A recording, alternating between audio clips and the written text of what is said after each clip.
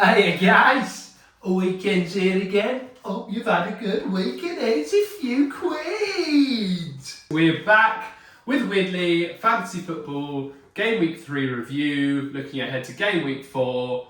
How did everyone else get on this weekend? Because I talk about me, but I want to know how you did. So put what you have done in the comments. Transfers, points, who's done well for you, any rogue shouts that worked, anything that didn't work. I don't know what to say, guys. I'm still below the average. Another week where I'm below the average. 33 points. I'm going to consider this a good week. 33 points. Again, I just don't know what's happening, guys. I do not know how this works. Can somebody help? All right, let's have a review. Let's see where it's gone wrong, shall we? Let's have a little look at the leagues. Now, there's positives and negatives here. The negatives, I am seeing some more reds. I'm going further down those tables. But there are some leagues where I haven't moved. And I'm going to take that as a positive. You guys don't need to know that actually the reason I haven't moved is because I'm bottom of those tables. I'm not going to call this a shocker. I think I was unlucky this week. I've got some players that have actually done all right for me, but I've just had a bad selection of backline, basically. But 33 points, it's not a good week, guys. You've got to admit that. It's just not a good week, but it's better than it could have been. And I need to look at some positives. I've got to cling on to anything that I can get here.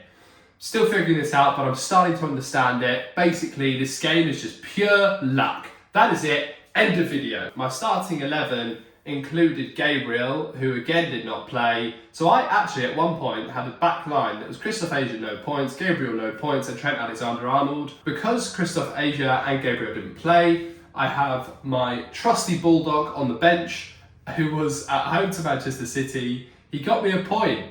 So, Bulldog, you're staying in, mate. You are a legend. Thank you so much for that 1 point. I'm very, very grateful. Looking at my midfield, so I decided to captain Gabriel Martinelli this week. I thought home to Fulham, he's looked good at the start of the season actually. He's been in form. I thought there was a chance there that I could pull a little bit of a rogue one, go away from the usual. Everyone's captaining Haaland. I want to be a little bit different than that because I'm a risk taker.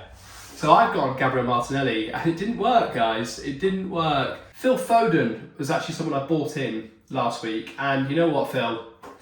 He didn't even start. So when I saw that Man City team sheet, I did get close to just thinking I'm just going to quit this already. We're 3 weeks in and I was thinking I've had enough. Luckily, he came on with about 5 minutes to go and he got a very dodgy assist. Phil got me 4 points, which means I broke even. I broke even on bringing him in because I spent 4 points to bring him in.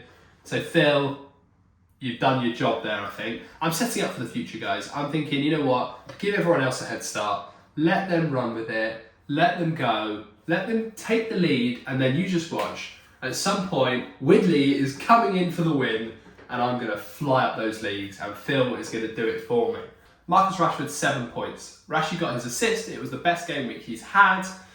He's still not absolutely firing, but you know at some point he's going to do well. United are going to start clicking, and Rashi is going to be at the forefront of that. So Marcus Rashford, 7 points. I've got to take that. It's actually a pretty good week in retrospect of how my game weeks go here. Yeah, the one I was disappointed with was Brian Mbeumo. I spoke a lot last week about Burmy. He's been in form. He's been firing the first couple of weeks, but he just came out with a solid 2 points for me there for Brentford. It's okay, you know.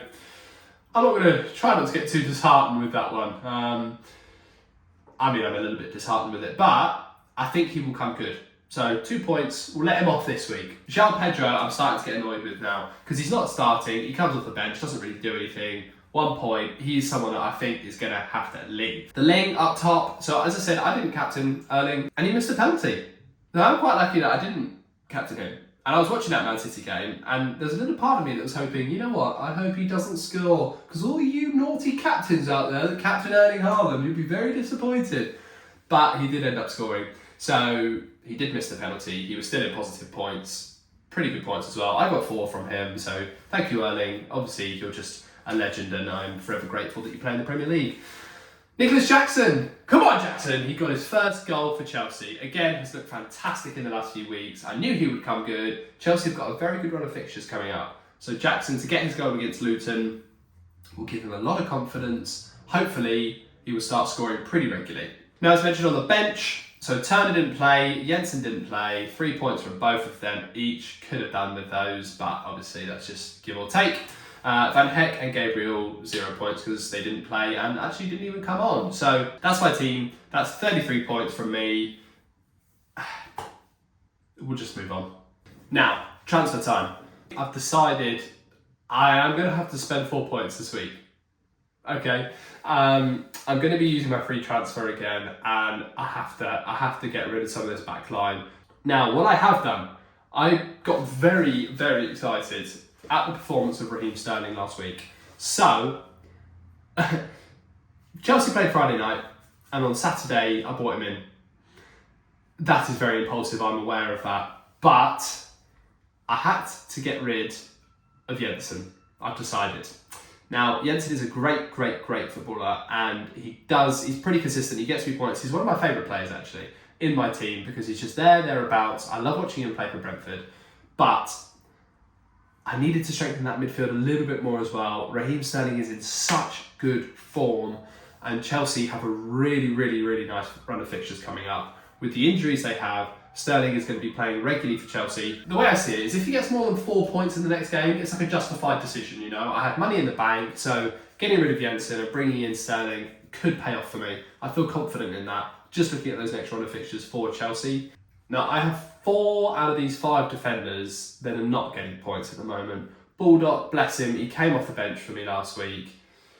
He got me that point, and he's just a cheap option on the bench, so I'm happy to keep him. But Gabriel, Christoph Asia, and Van Heck are not playing. And I know Gabriel is going to play at some point, but I just think Christoph Asia and Van Heck, I need to get rid of one of them. They're not playing for their teams. I was dependent on them playing, so I'm going to have to spend some points there.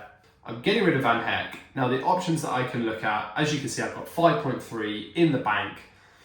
So it limits me a little bit, but we can get some good defenders here. Now, I was torn between a few options. We've got Estupiñán at Brighton, who's got so many points, 7, 11 and 1. But again, Brighton have Newcastle and Manchester United coming up. So, and with that loss to West Ham, I'm not too sure. I'm not convinced on Estupiñán at the moment, but he is someone I might bring in down the line. William Saliba at Arsenal.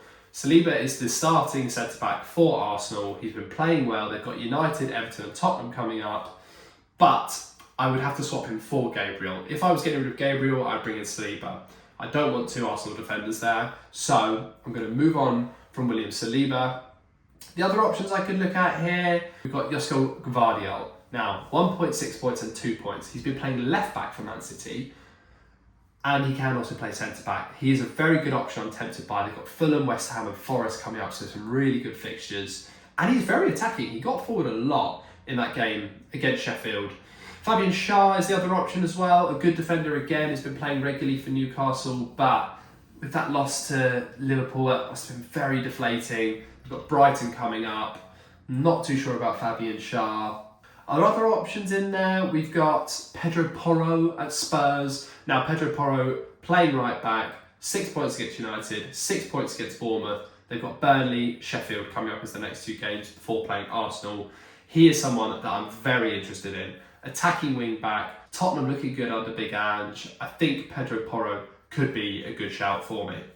The other interesting player, Destiny, he's kind of come out of nowhere, this guy actually. And again, playing left back for Spurs, 1.5 points and 12 points in his last 3 games. Again, Spurs have got a good couple of fixtures coming up. A young left back, I think he looks fantastic and has been getting very far forward again, creating chances. He's a cheap buy at 4.6 mil.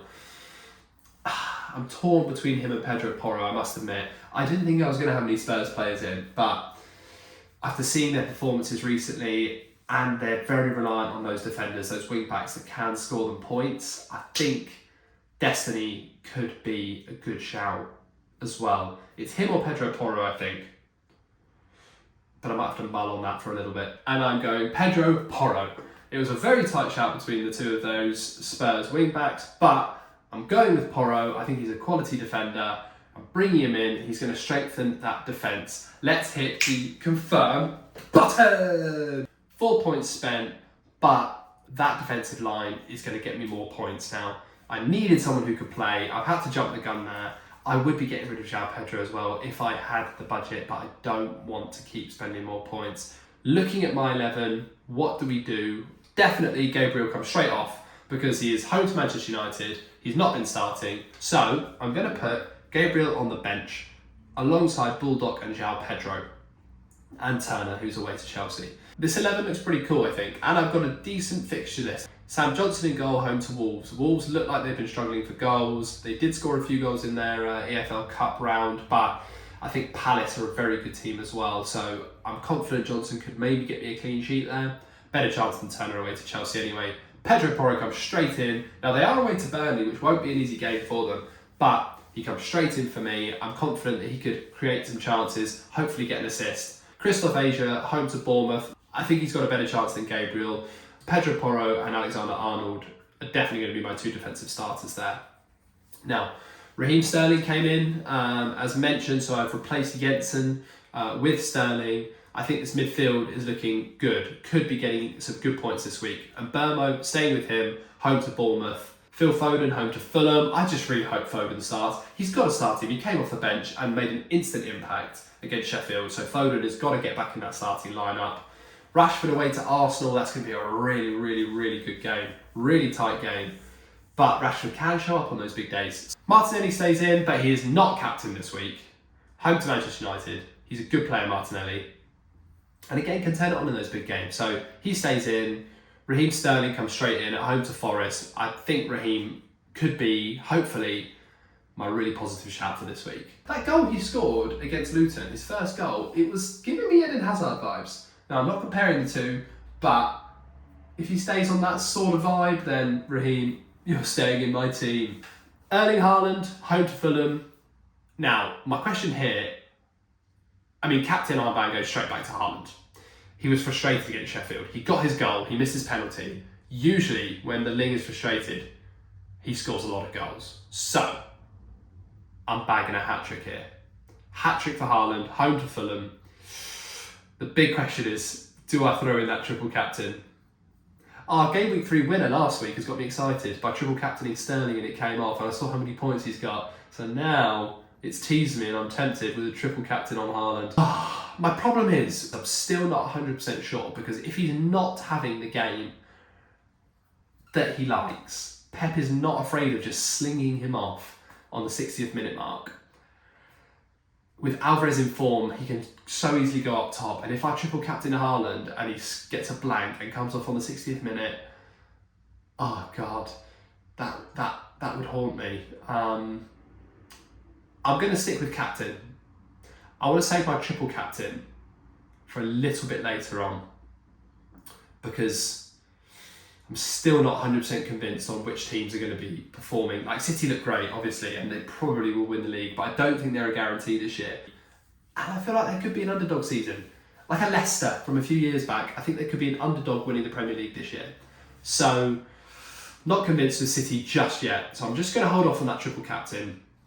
Give him the armband though, and then Nicholas Jackson as my vice. Home to Nottingham Forest, scored against Luton, linked up with Raheem Sterling, Malo Gusto as well providing assists. I think Nicholas Jackson could be in for a couple. Although Forest look good this year and they are not a team to take easily. They defend well, they score goals. Awoniyi was someone I was tempted to bring in. And if he scores against Chelsea, I think he's coming in for João Pedro. Early shout and exclusive for next week. But let's see how that goes. I'm confident this week. I've got good fixtures. I'm on the up. It's going to be a good week, guys. I'm feeling good. It's Thursday. I'm being positive.